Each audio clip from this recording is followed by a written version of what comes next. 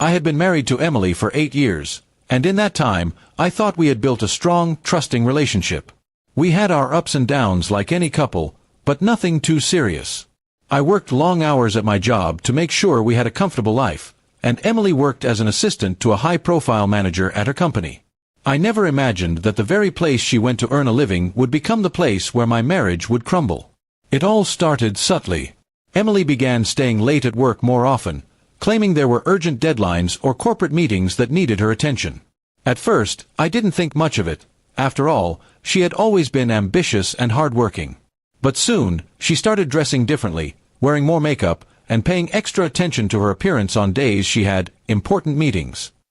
I brushed it off as her just wanting to look professional. Then came the emotional distance.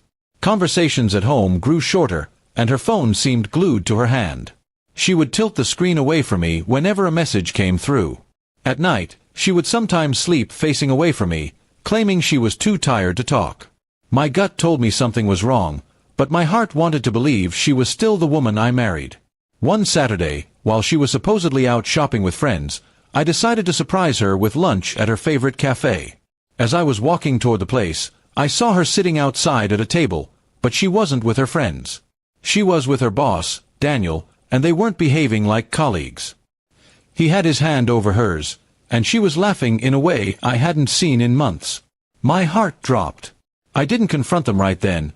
Instead, I walked away, my mind racing with shock and anger.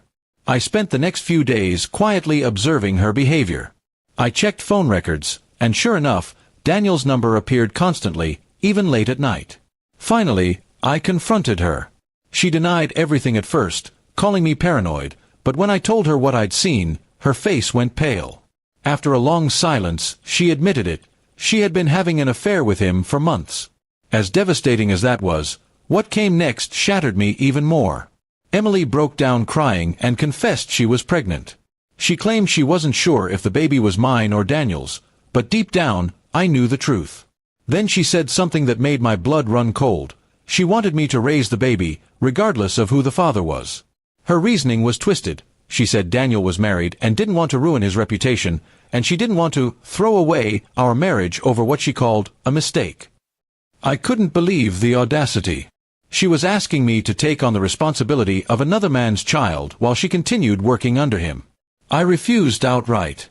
I told her that not only would I not raise the child, but I also couldn't stay married to someone who betrayed me so deeply. She tried to guilt-trip me, saying we could rebuild trust, but I was done.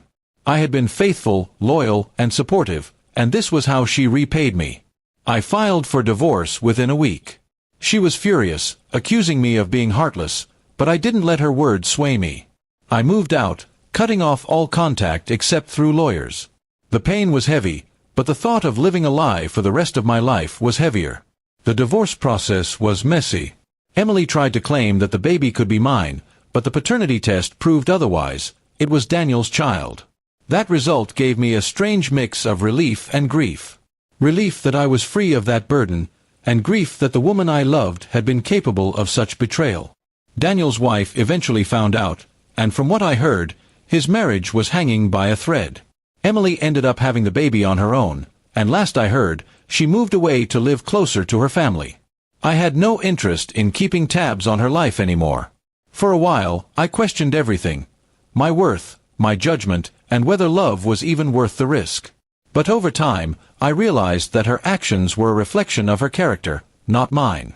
I had given her my trust, and she chose to destroy it. That was on her, not me. The experience taught me painful but valuable lessons about boundaries, respect, and self-worth. It also made me more cautious in relationships, but not bitter. I still believe in love, but I know now that it's better to walk away from someone who disrespects you than to sacrifice your dignity just to keep them. Looking back, I'm proud that I didn't give in to her demands.